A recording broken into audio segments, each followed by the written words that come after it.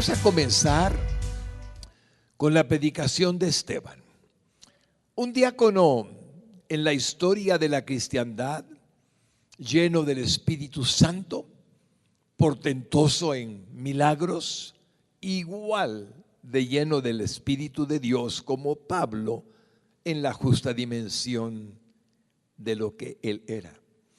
En un momento dado, Esteban está preso.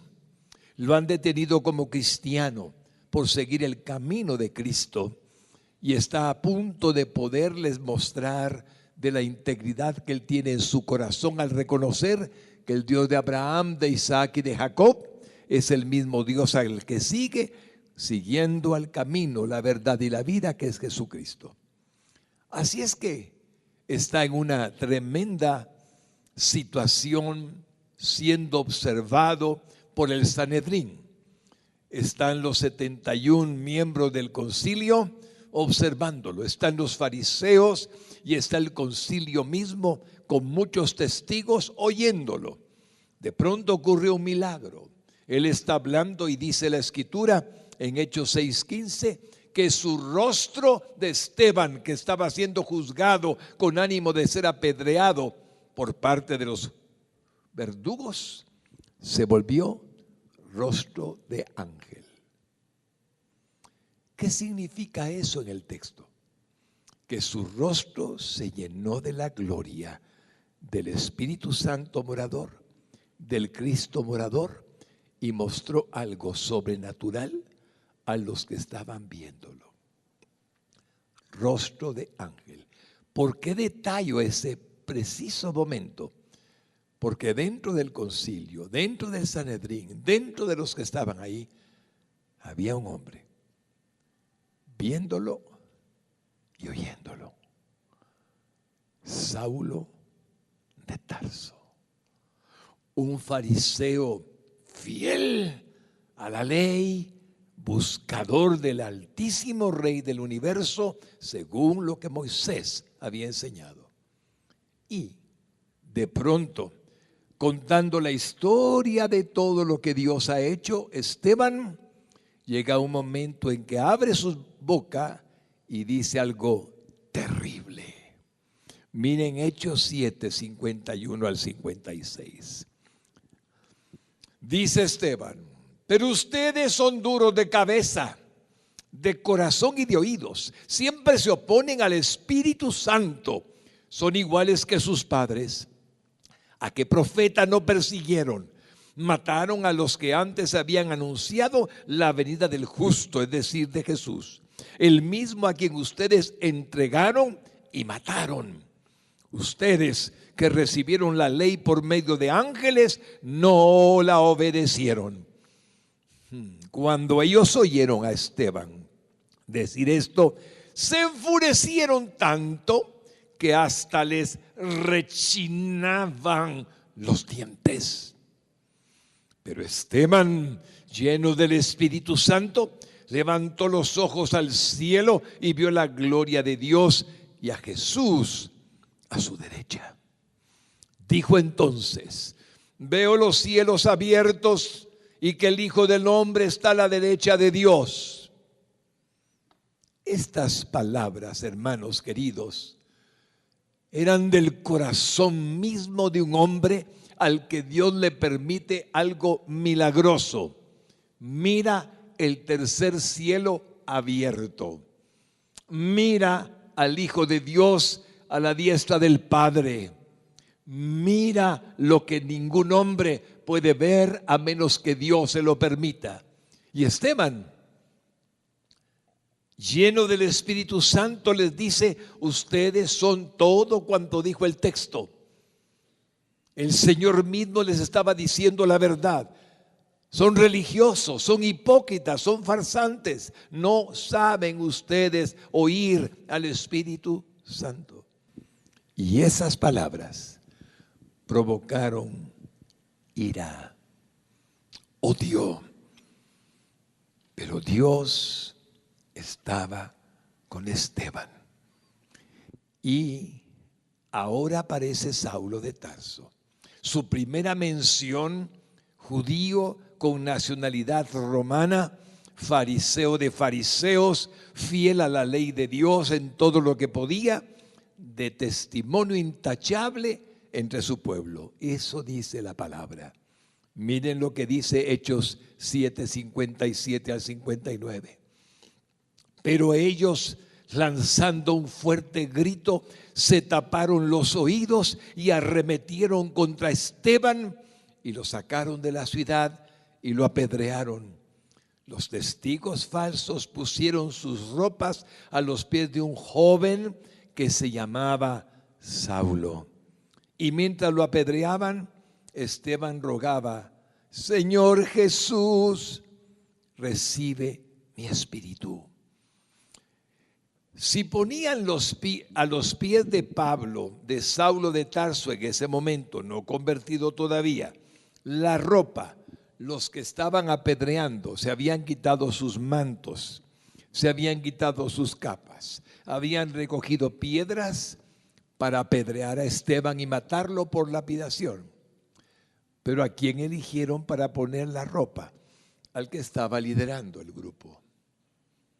Ahí pusieron su ropa a sus pies para que la cuidara Saulo. Podemos entender el peligro de aquel hombre para los cristianos. Odiaba a los cristianos. Sabía que el Dios era uno y no entendía la Santísima Trinidad. No la entendía. Creía que Dios era uno solo. Así es que todo cuanto vivimos antes de que Pablo fuese Pablo es la historia de un hombre perseguidor de la iglesia. Un día estaba Pablo confesando y relatando su conversión y dice en Hechos 22, 19 al 20: yo le respondí: Señor, ellos saben que yo andaba por todas las sinagogas encarcelando y azotando a los que creían en ti. Cuando corría la sangre de Esteban, tu testigo, yo estaba allí, aprobando su muerte con mi presencia y cuidando la ropa de quienes lo mataron. Cuando él cuenta su testimonio, observamos que había estado ya hacía tiempo persiguiendo a los cristianos. Esteban es un detalle importante para Dios y aparece en el Nuevo Testamento, pero según el texto de lo que hemos leído, Pablo había estado haciendo búsqueda de cristianos, azotando y persiguiendo a muchos antes. Así es que era un hombre muy duro en aquel tiempo para nuestros hermanos. Permítame situarlo a usted en el contexto actual. ¿Persiguió alguna vez a algún cristiano usted, hermano lindo? Sé que no lo hizo a la manera de Saulo de Tarso, pero ¿persiguió alguna vez a algún cristiano porque se convirtió de la religión A o B y ahora era evangélico? ¿Acaso no usamos nuestra boca para condenar, señalar, acusar en nuestra ignorancia, en nuestro desconocimiento de que no era ningún error lo que habíamos cometido los creyentes? Y lo más probable es que no haya ninguno aquí que no haya tenido una expresión en contra de los cristianos evangélicos, a menos que venga de familia evangélica, que no haya dicho algo malo. Y lo sitúo para que vea cómo era el corazón de Pablo. El corazón de él, siendo todavía un perseguidor, era sincero, pero estaba completamente equivocado. Permítame llevarlos a Hechos 8, 1 al 3. Saulo persigue a la iglesia. Saulo estuvo de acuerdo con la muerte de Esteban, y ese día se desató una gran persecución contra la iglesia que estaba en Jerusalén. Y muchos se dispersaron por las tierras de Judea y de Samaria, menos los apóstoles. Y mientras que unos hombres piadosos levantaron a Esteban y lo enterraron y oraron mucho por él. Saulo hacía destrozos en la iglesia. Entraba a las casas y arrastraba a hombres y mujeres y los llevaba a la cárcel. Era muy despiadado. Hombres por igual que las mujeres. Los azotaba, los perseguía, los encarcelaba. Ese era ese hombre. Su celo por la pasión de su fe religiosa es evidente. Su falta de misericordia nos revela su fanatismo religioso. Él era sincero, pero estaba completamente equivocado. ¿Cuánto aprendemos de él? Todavía hay pequeñas personas que se lanzan en contra nuestras, al igual que lo hacía el apóstol Pablo. Todavía la cristiandad tiene enemigos de palabras fuertes que nos dicen cosas creyendo que hacen bien. Y sencillamente tenemos un ejemplo desde la antigüedad que nos puede ayudar. Pero ustedes y yo, al igual que Pablo, fuimos vencidos por Dios, vencidos por Cristo. Muchos serán vencidos por Él y se convertirán. La conversión de Saulo, mis hermanos, fue que vencido y capturado por Jesucristo, por decirlo de una manera hermosa. Lo capturó, le capturó su corazón, su mente, su alma, su espíritu. Andaba en sentido contrario a Dios, persiguiendo a los cristianos, a los hijos de Dios. Permítanme relatarles Hechos 9, 1 y 2. Saulo, respirando aún amenazas y muerte contra los discípulos del Señor, vino al sumo sacerdote y le pidió cartas para las sinagogas de Damasco, a fin de que se hallase algunos hombres o mujeres de este camino, como le decían a los cristianos antes, el camino de Jesús, los trajese a Jerusalén. Quiero contarles cómo fue la conversión de Pablo. Él relata su conversión en la Biblia en 3 ocasiones con detalle, y en cada una de las historias nos aporta un detalle doctrinal. Todos vimos la escena en el video que transmitimos de cómo fue que el Señor se le apareció en camino a Damasco. Pero voy a contarles la historia relatada brevemente para que podamos tener certeza de que entendemos lo que Dios hizo. Vamos a ver Hechos 22, 6 al 16. Pero aconteció que yendo yo al llegar cerca de Damasco como a mediodía, observen que el sol estaba en su cenit, de repente me rodeó mucha luz del cielo y caí al suelo y oí una voz que me decía: Saulo, Saulo, ¿por qué me persigues? Yo entonces respondí: ¿quién eres, Señor? Y me dijo: yo soy Jesús de Nazaret, a quien tú persigues. Me detengo un momento en ese texto para mostrarles una doctrina esencial. Levánteme la mano el que tiene a Cristo en su corazón morando. Hermanos lindos, así eran aquellos a los que Saulo perseguía. Moraba en sus corazones Cristo. Y Cristo le dice a Saulo en su aparecimiento: ¿por qué me persigues? Usted es templo de Cristo. Si alguien lo persigue a usted, está persiguiendo al cuerpo de Cristo, que es usted. Y por lo tanto la enseñanza doctrinal es muy clara. Usted sigue siendo el que tiene a Cristo morando en su corazón en esta época, en este tiempo, en este siglo XXI, como Pablo estaba persiguiendo, o Saulo estaba persiguiendo a aquellos primeros cristianos. Y Jesús le dice, ¿por qué me persigues? Sigamos. Y los que estaban conmigo vieron a la verdad la luz. Note que fueron testigos. Y se espantaron, pero no entendían la voz del que hablaba conmigo. Y dije, ¿qué haré, Señor?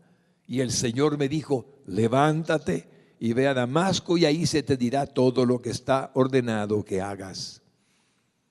Y como yo no veía a causa de la gloria de la luz, llevado de la mano por los que estaban conmigo, llegué a Damasco. Entonces uno llamado Ananías, varón piadoso según la ley, que tenía buen testimonio de todos los judíos que allí moraban, vino a mí y acercándose me dijo, hermano Saulo, recibe la vista. Y yo en aquella misma hora recobré la vista y lo miré. Y él dijo, el Dios de nuestros padres te ha escogido para que conozcas su voluntad y veas al justo y oigas la voz de su boca. Porque serás testigo suyo a todos los hombres de lo que has visto y oído.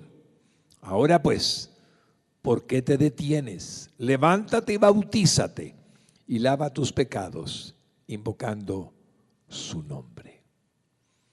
Hermanos queridos, esta maravillosa experiencia en medio de un sol que está exactamente en el punto donde mayor luz puede dar, apareció una luz superior a la luz del sol que a él cegó. Pero la vieron todos alrededor y por lo tanto Jesucristo mismo estaba apareciendo. En el texto de la conversión que está en Hechos 26, 12 al 18, dice Jesús a Saulo, para que abras sus ojos, para que se conviertan de las tinieblas a la luz y de la potestad de Satanás a Dios, para que reciban por la fe que es en mí perdón de pecados y herencia entre los santificados. Pueden notar que lo está diciendo a gente religiosa. Quiero que abra sus ojos para que se conviertan de las tinieblas a la luz. La gente sin Cristo está en oscuridad. Y de la potestad, del poder del cual son esclavos de Satanás, a Dios, para que reciban por la fe que es en mí el perdón de pecados y herencia entre los santificados. Una doctrina esencial le fue dada al apóstol Pablo en su conversión cuando le dijo, tú debes de entender, y usted, iglesia, debe de entender que cuando viene Cristo a tu corazón, las tinieblas dejan de ser.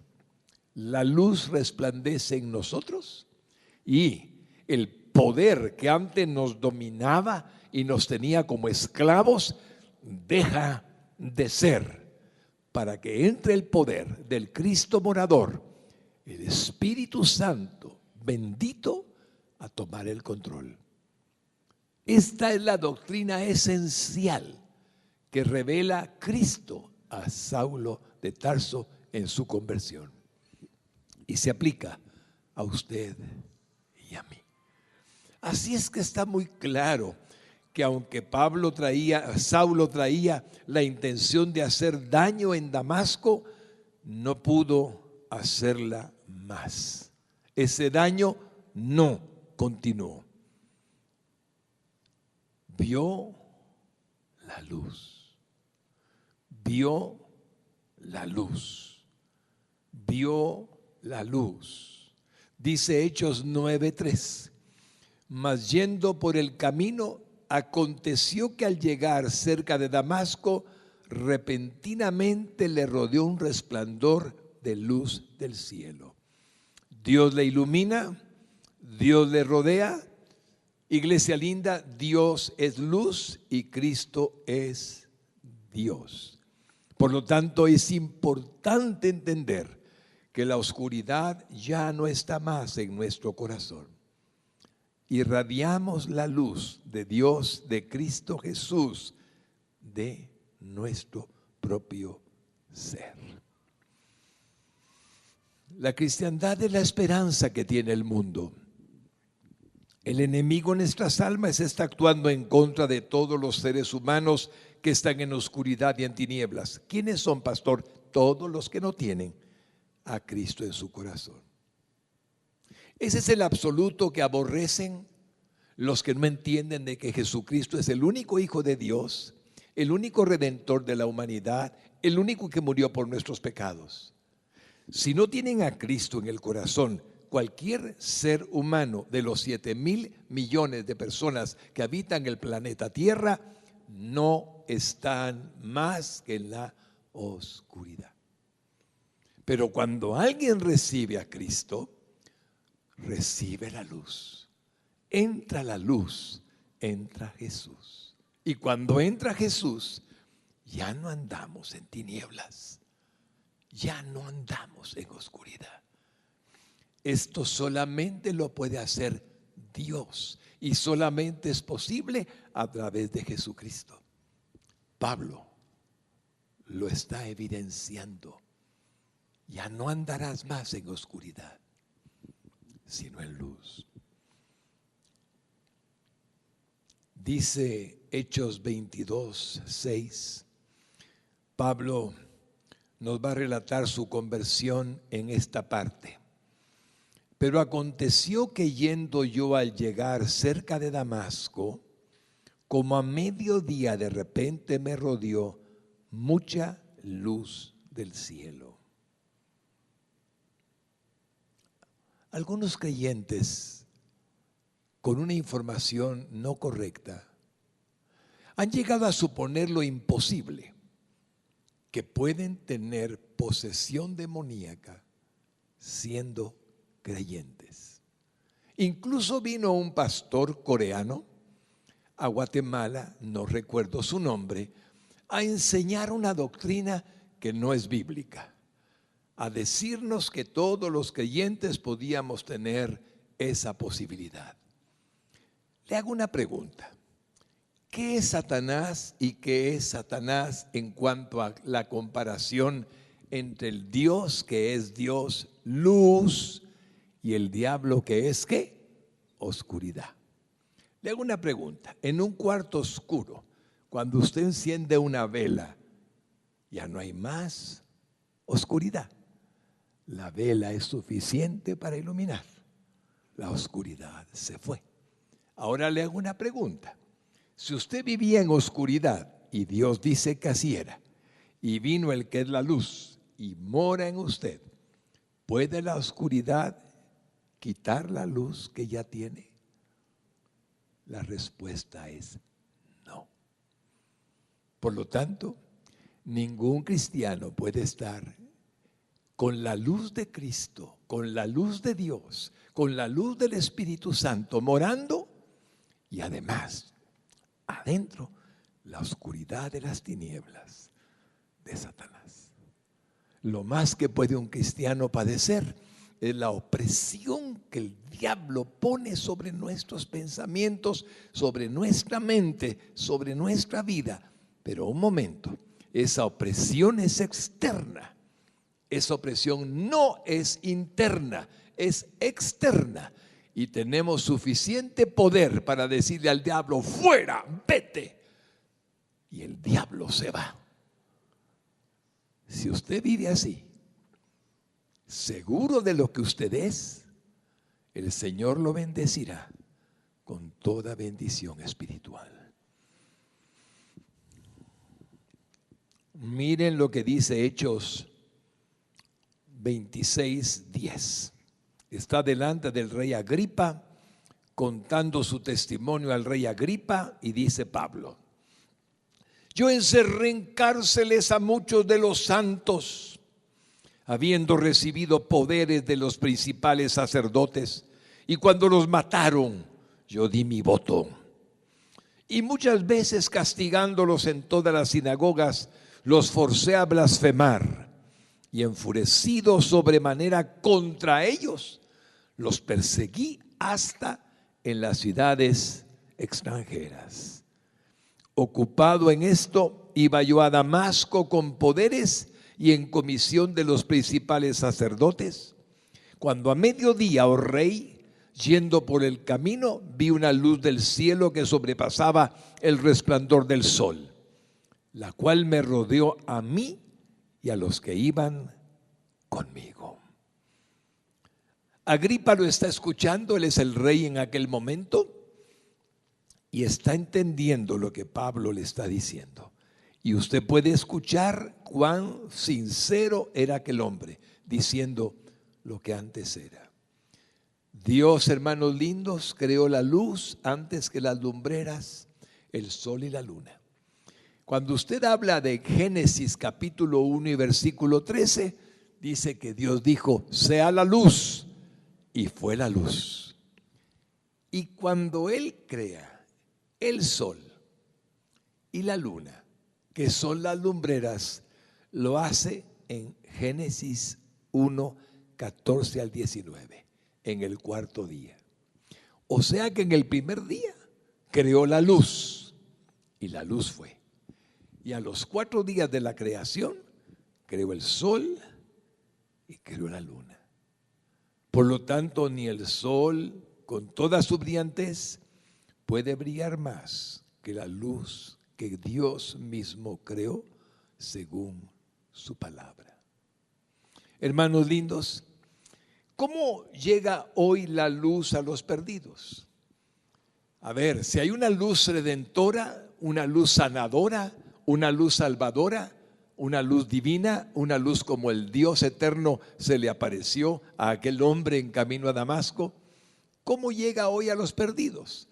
¿Acaso esperaremos que aparezca de nuevo, haciendo que se conviertan, botándonos al suelo, mostrándonos lo que ocurrió hace 2000 años? Déjeme explicarle cómo lo hace hoy.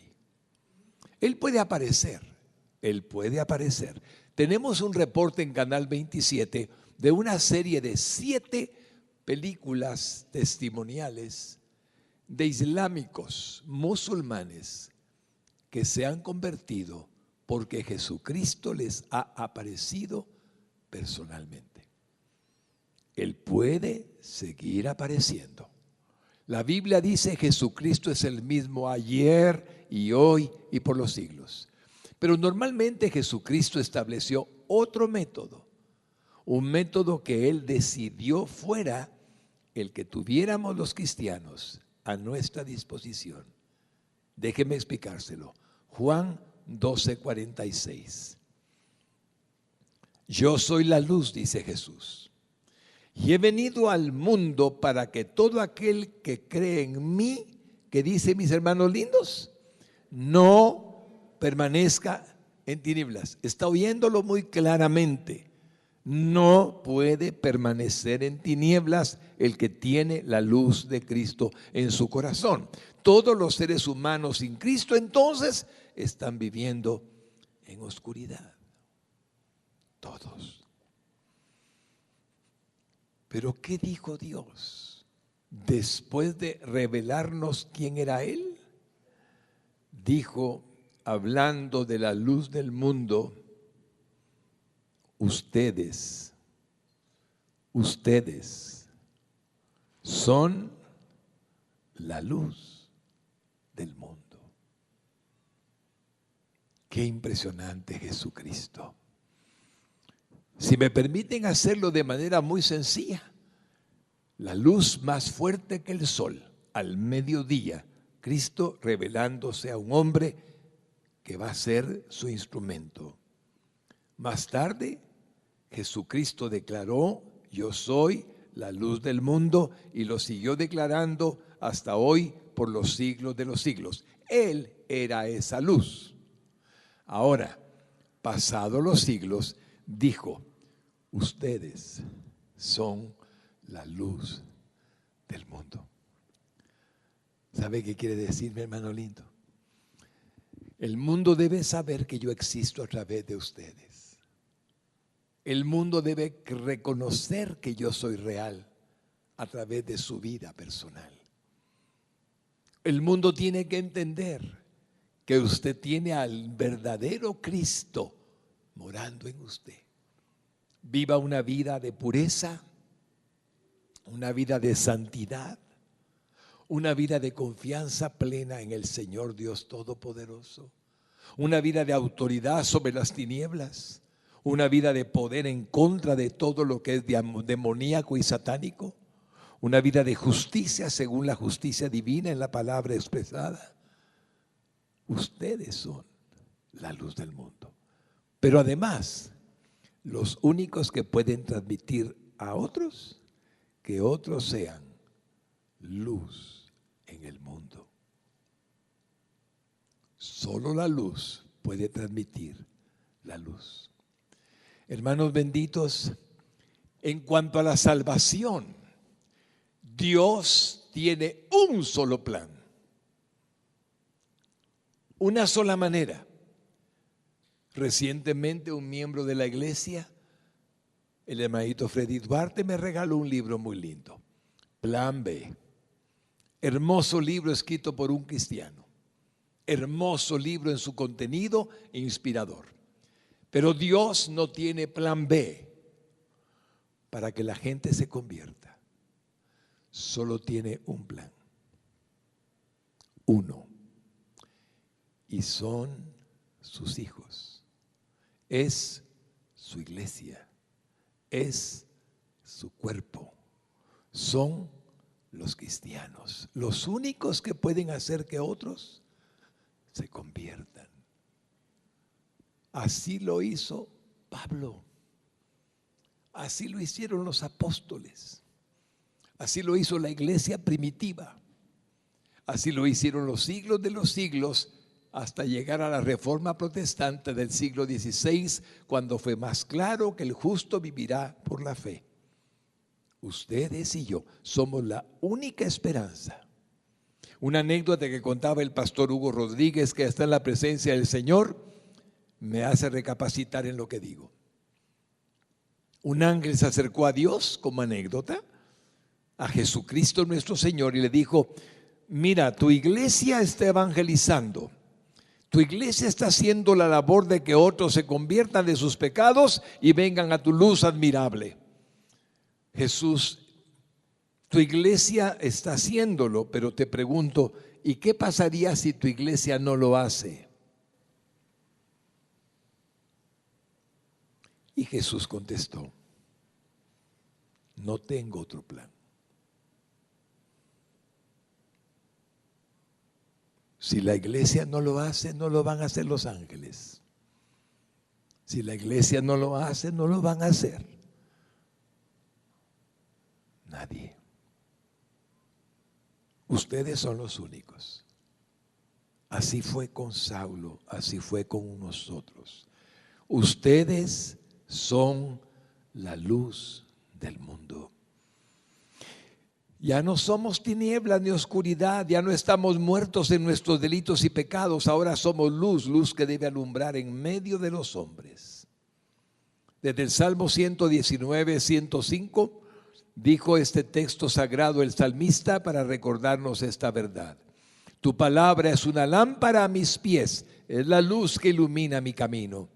Hermanos lindos, les insto con la vida de Pablo a que entendamos que esta verdad eterna sigue siendo así. La luz llega por medio de su palabra, la palabra es Dios, y si seguimos su palabra, llegaremos a la comunión con Dios día con día y llevaremos a otros a sus pies. Por eso, Pablo escuchó la voz. Derrotado por Cristo, oye su nombre. Derrotado por Cristo, es llamado por su nombre. Dice Hechos 9:4. Y cayendo en tierra, oyó una voz que le decía: Saulo, Saulo, ¿por qué me persigues? Y cayendo en tierra, oyó esa voz, mi hermano bendito, donde explicó claramente el Señor que su iglesia es Él mismo. Pero me encanta decirles que cuando le dice Saulo, Saulo, usó su nombre, el nombre mismo del Señor. Miren Isaías 45:4. Mi siervo escogido, te he llamado por tu nombre, el nombre que te di, aunque tú no me conocías. Esas palabras, mi hermano lindo, son un tesoro para usted. Usted también es un siervo escogido. Usted es una sierva escogida. Le ha llamado por su nombre, el nombre que Dios le dio, aunque usted no lo conocía. ¿Sabe por qué me llamo como me llamo y usted se llama como se llama? Porque Dios le dio ese nombre. ¿Y por qué tiene ese apellido? Porque Dios escogió a esa familia. ¿Y por qué está usted donde se encuentra? Porque Dios así lo decidió. El nombre que te di, aunque tú no me conocías, tú eres mi siervo. Eso se llama la soberanía de Dios. Y en Efesios capítulo 1 y versículos 3 al 5 hay un texto que le quiero comunicar con todo mi corazón.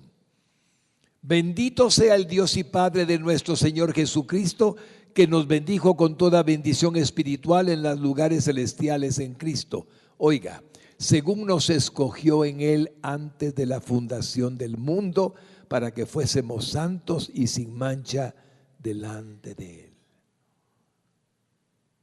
A ver, levánteme la mano que fue escogido desde antes de la fundación del mundo.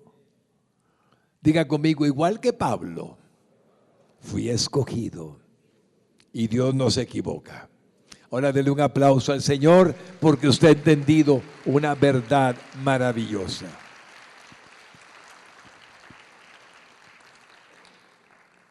¿Cómo escuchan los perdidos hoy la voz de Cristo, mis hermanos lindos? ¿Cómo la escuchan los perdidos el día de hoy? Dice Romanos 10:14.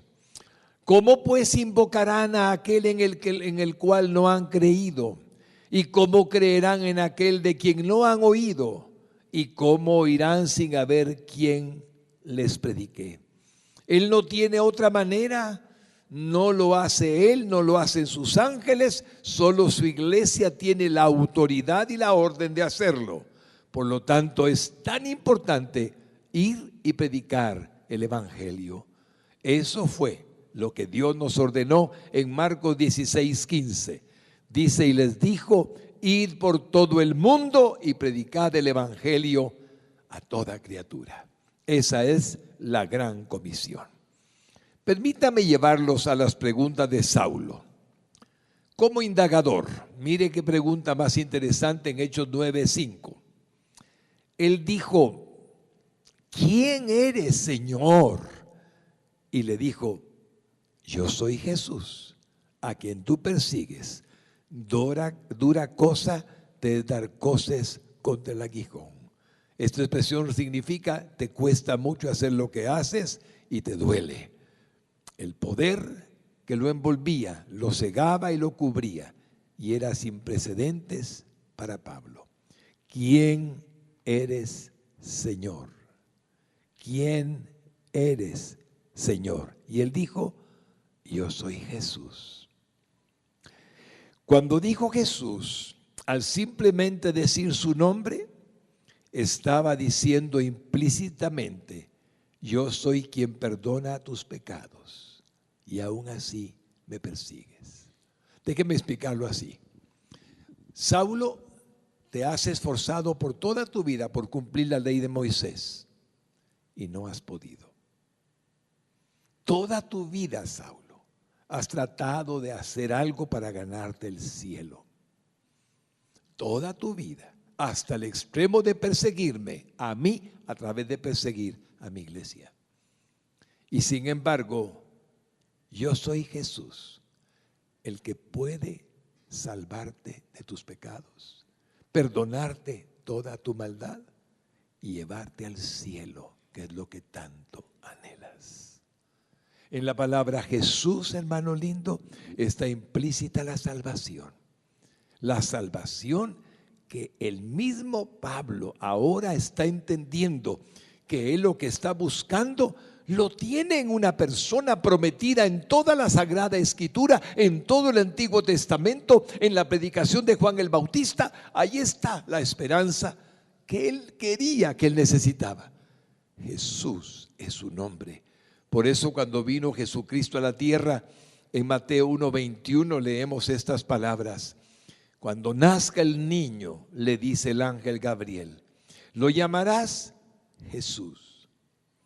Él va a salvar a su pueblo del castigo que merece por sus pecados.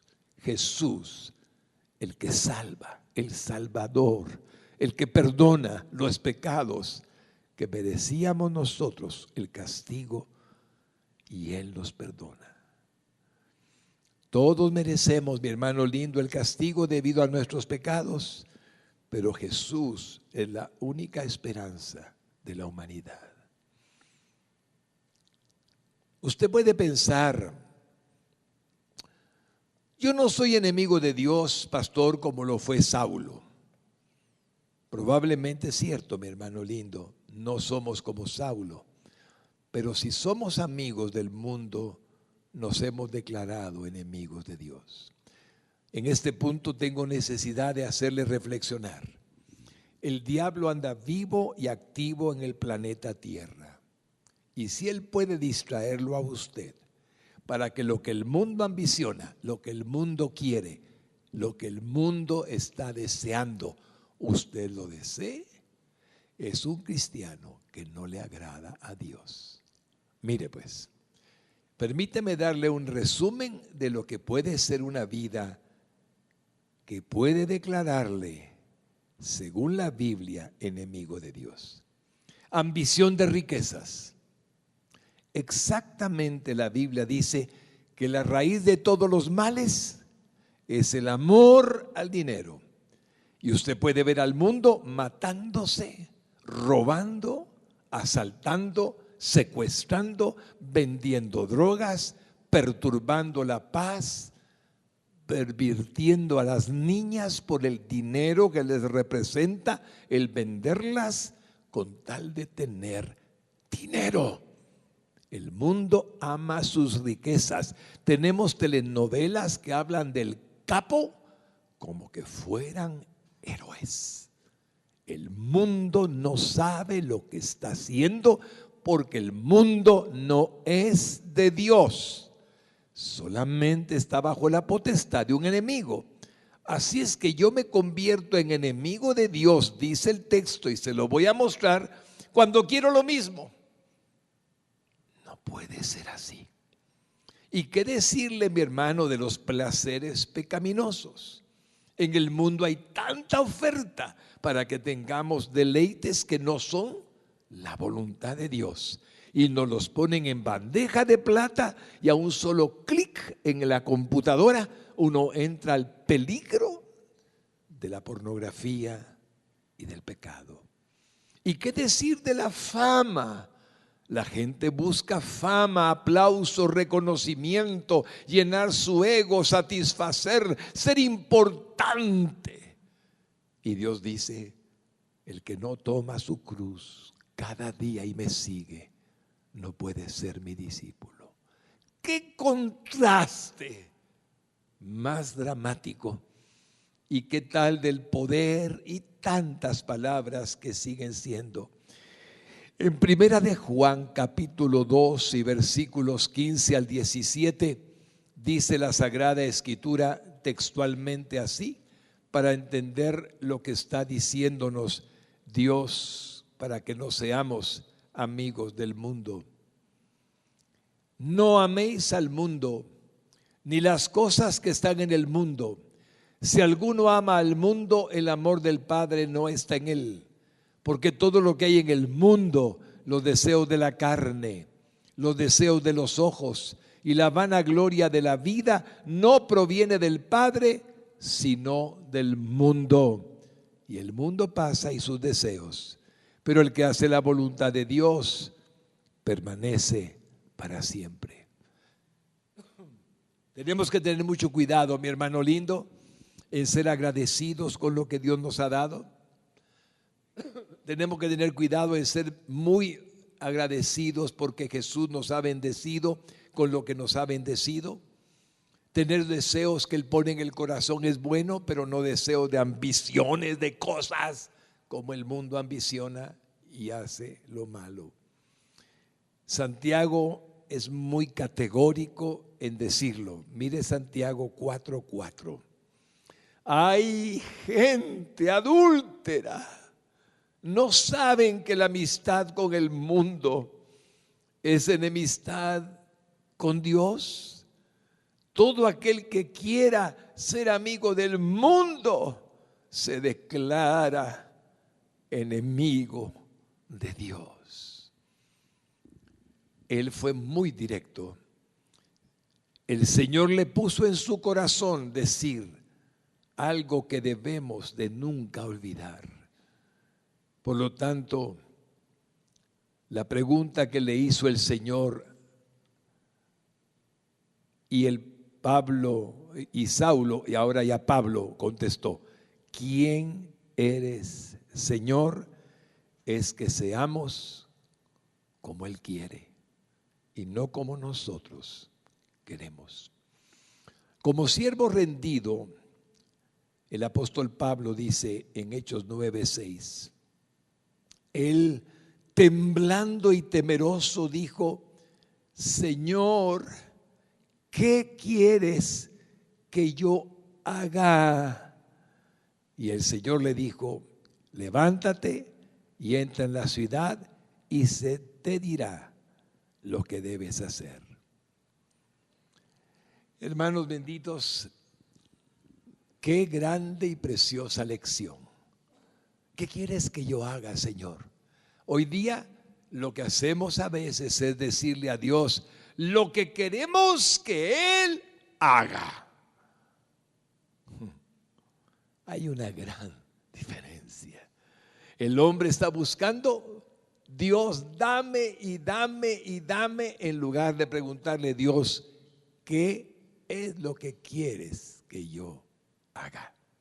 Tiene mucha importancia para mí decirles, mis hermanos, que en lugar de preguntarle primeramente a Dios qué queremos nosotros que Él nos permita hacer para Él, comenzamos por decirle más bien lo que queremos que Él haga por nosotros. Hay que evitar lo que prevalece en muchos humanos que están buscándole a Él como proveedor, como el dador de riquezas, el dador de comodidades, el dador de bienes materiales, el dador de dinero, el dador de lujos y cosas parecidas. Nada que ver con lo que Dios dijo. Hermanos lindos, esta palabra puede parecer un poco diferente a las palabras que quizás puedan oír con alguna frecuencia, pero es exactamente la voluntad de Dios que hagamos su voluntad, no la nuestra. Nunca pediremos algo innecesario cuando Jesús está reinando en nuestros corazones. Entonces lo que le pedimos cuando estamos en Él y en su palabra está en nosotros, es conforme a su voluntad y no a la nuestra. En Hechos 9:20 dice: y enseguida comenzó a predicar acerca de Jesús en las sinagogas, diciendo: Él es verdaderamente el Hijo de Dios. Él es el Hijo de Dios. ¡Qué transformación! Ahora creía en Jesucristo. Y entonces, como testigo de Jesucristo, el apóstol Pablo dice en primera de Timoteo 1:16: por esta misma razón Dios tuvo misericordia de mí, para mostrar que Jesucristo tiene paciencia sin límites con el peor de los pecadores. Él quería que yo fuera un ejemplo para que otros creyeran en Cristo, para tener vida eterna. Y si Él quería que fuera un ejemplo, ¿dónde están las casas de Pablo? ¿Dónde están las fincas de Pablo? ¿Dónde están los negocios de Pablo? Todo lo que hacía era hacer tiendas para tener para comida. Ejemplo. Imítenme a mí en lo que yo imito a Cristo. Si a usted Dios lo ha bendecido con bienes temporales y terrenales, o porque usted los hizo porque Dios le permitió, o porque los heredó porque Dios se lo permitió, gócese y agradézcaselo. Pero la vida de un cristiano no son los bienes materiales. No lo son. Toda la Escritura me convence que Él puede prosperar y bendecir a quien Él quiera, como Él quiera, pero todos pareciera que nos interesamos en ser como Abraham, con riquezas. No es la voluntad de Dios que anhelemos eso, sino que le sirvamos a Dios con lo que tenemos. Iglesia linda, cuando nací de nuevo hace 30 años se predicaba un evangelio puro y santo, un evangelio que no ha cambiado. Ahora escucho predicaciones que vienen de cualquier rincón de la faz de la tierra, no estoy hablando de Guatemala, donde parece que lo que Dios es un gran proveedor de multitud de cosas terrenales. Ya no. El Dios que nos llamó para que fuéramos sus siervos. Que Dios nos ayude, mis hermanos lindos, porque este tema es un tema de profundidad y como el ejemplo de Pablo es tan grande, necesitaríamos horas y horas para conocerlo a profundidad. La condenación que tienen todos los hombres pecadores es terrible, y la que tienen los peores, asesinos, extorsionadores, narcotraficantes, ladrones, pervertidores, es espantoso. Pero dijo Pablo, yo fui el peor de los pecadores y Jesucristo me salvó. Y les digo algo, Jesucristo todavía puede salvar a todos esos hombres que he mencionado, si tan solo se arrepiente. Así es. Entonces concluimos. ¿Qué nos diría Pablo el día de hoy? Qué buena pregunta. ¿Qué nos diría Pablo el día de hoy? Dios puede salvar y usar aún al peor de los pecadores. Pero también Jesús dijo en el Sermón del Monte, no todo el que me dice, Señor, Señor, entrará en el reino de los cielos, sino el que hace la voluntad de mi Padre que está en los cielos. En la actualidad la iglesia de Cristo está llena de personas que dicen Señor, Señor, pero que no hacen la voluntad de Dios. Hace falta una verdadera conversión donde las personas indaguen y pregunten, al igual que yo lo hice, ¿quién eres, Señor? Y que después de saber quién es realmente Jesús, le pregunten al igual que yo, ¿qué quieres que yo haga? Ese fue Pablo. Pastor, ¿solamente su historia es para que nos enteremos? No, es para que aprendamos. Hermanos lindos, déjenme contarles algo que escribí guiado por el Señor preparando el mensaje. Hace 30 años y un poco más, el que les habla era un hombre lleno de equivocaciones, de errores.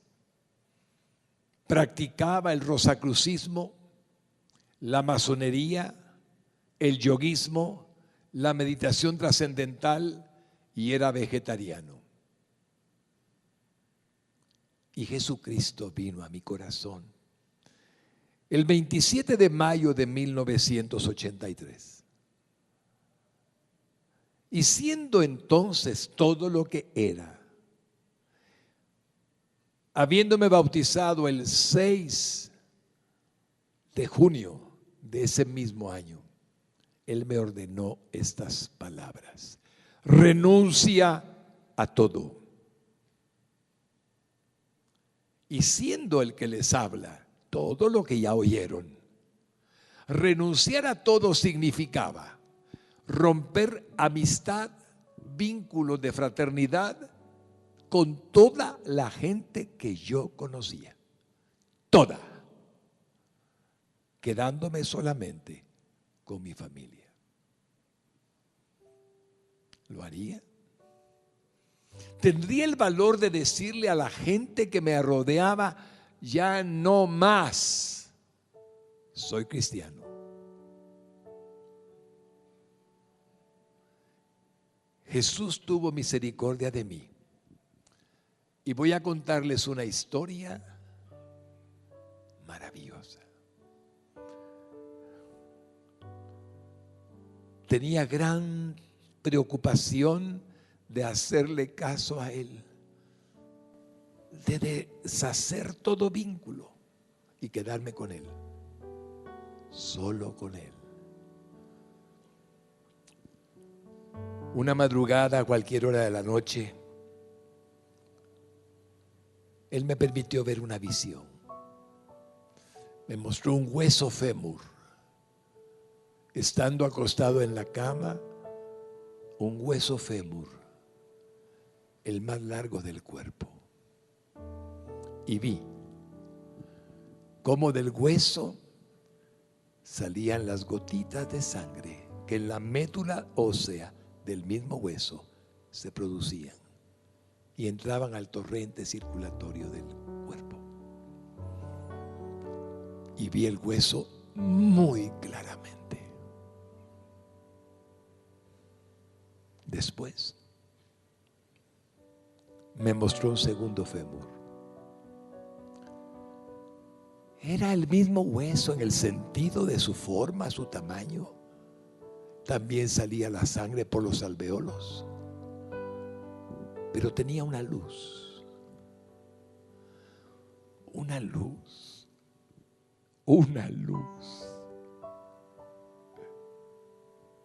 extraordinaria. Brillaba.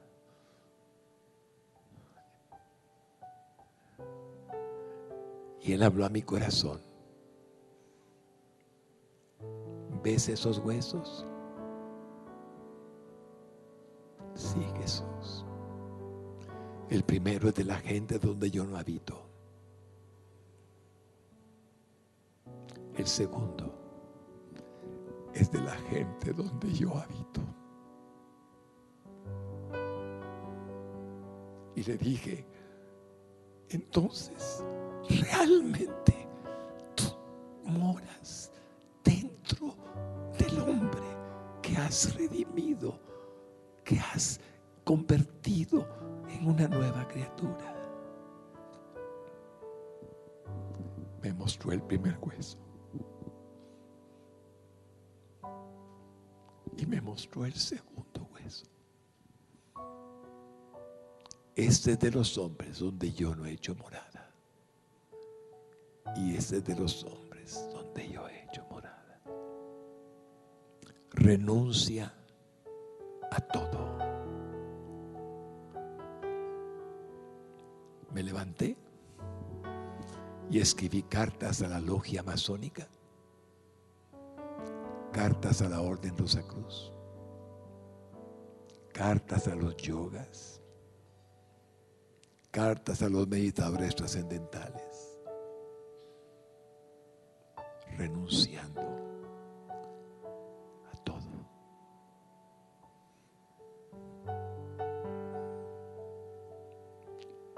Y me siento, después de 30 años, el más agradecido de los hombres. Porque siendo pecador, Él me lavó y me limpió y entró a mi corazón. Así fue con usted. Así fue con Pablo. Igual.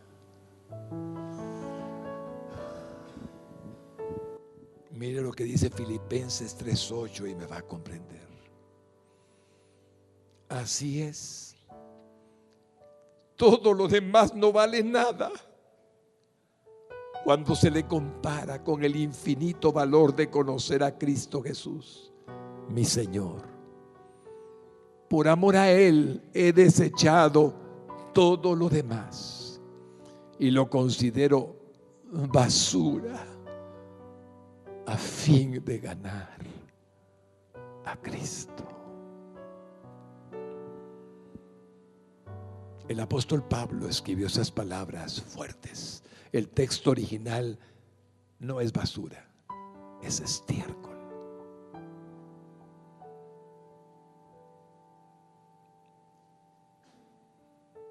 Solo hubo un Pablo, hermanos lindos, pero él es una gran inspiración para el creyente que desea expresar al Cristo morador. Si no con tantos milagros, al menos con algunos que le demuestren al mundo que el evangelio es para Dios. Y hablo del tener el poder para no pecar de hecho. Y hablo de tener la gracia divina de mostrar la paz que sobrepasa todo entendimiento y el gozo de la salvación. Consagrémonos, hermanos lindos, santifiquémonos y vivamos una vida que agrade toda a Dios. Y quién sabe lo que Él hará en nosotros y por medio de nosotros. Pablo solo fue un hombre que, nacido de nuevo, fue un ejemplo clásico de la voluntad de Dios para los creyentes. ¿Se imaginan lo que pasaría si todos los creyentes le permitiéramos a nuestro Señor Jesucristo evidenciar su poder en nosotros? Pues es muy posible que un día venga un avivamiento y la iglesia sea por Dios manifestada con poder. Si Dios lo permite, entremos en esa dimensión espiritual y cuando llegue el momento, mostremos con toda la gracia el poder de Dios. Que así sea. Póngase de pie, mis hermanos lindos.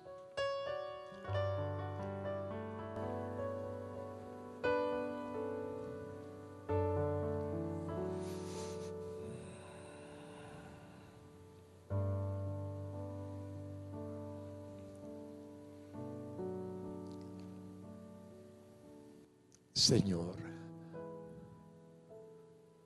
Jesús,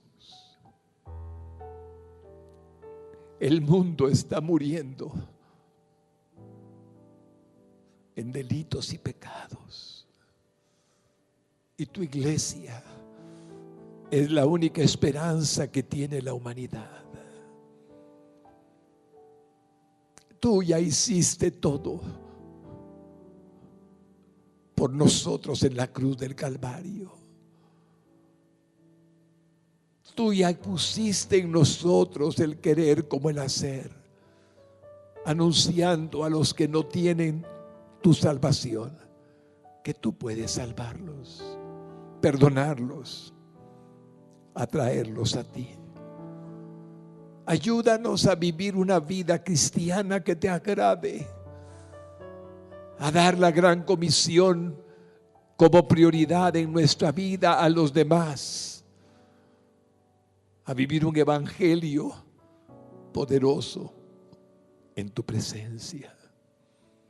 Que no nos conformemos, Señor, solo con ya ser salvos, sino que procuremos el bien de otros también salvándoles por medio de tu Espíritu Santo, que redarguye de pecado al más vil pecador.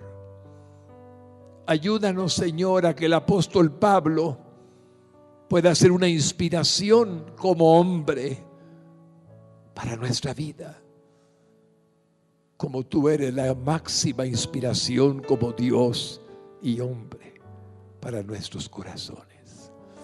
Te lo suplicamos creyendo que tú nos oyes, que estás con nosotros, que anhelas una iglesia victoriosa, una iglesia que se manifieste al mundo, que pueda ser distinta a todo lo que aparenta un mundo en la actualidad.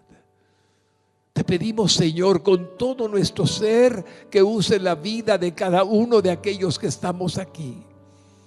Usa la vida de mi hermano y de mi hermana por nombre propio y establece en ellos tu perfecta voluntad.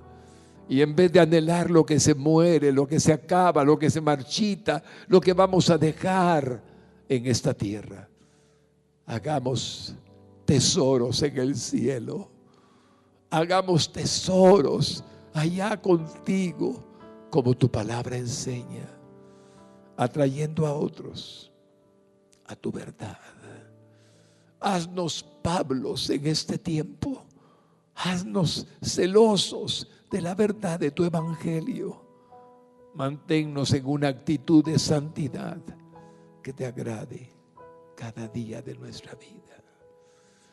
Que el apóstol Pablo, Señor, siga siendo una inspiración para miles y miles y miles, de que sí es posible vivir como tú quisiste que viviéramos.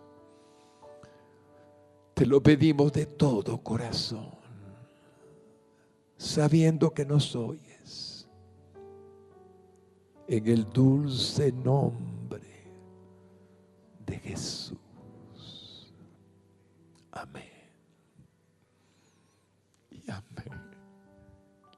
Y si algún hombre estuviera en la iglesia y todavía no tiene a Cristo en su corazón, esta es la oración de fe que predicamos. Solamente repítala, por favor, y usted será salvo. Jesús, te necesito. Jesús, soy pecador y me arrepiento. Perdóname, perdóname todos mis pecados, toda mi maldad. Hoy te confieso a ti, mi Salvador, porque sé que moriste en la cruz del Calvario por causa mía y derramaste tu sangre para limpiarme todo mi ser, cuerpo, alma y espíritu. Y hoy soy salvo, limpio, sin mancha y sin arruga, por la sangre que me ha limpiado por medio de la fe. Jesús, creo que resucitaste al tercer día y que estás vivo y eres Dios. Entra a mi corazón y haz morada en mí por tu Espíritu Santo, y pueda servirte por el resto de mi vida, para gloria de tu nombre.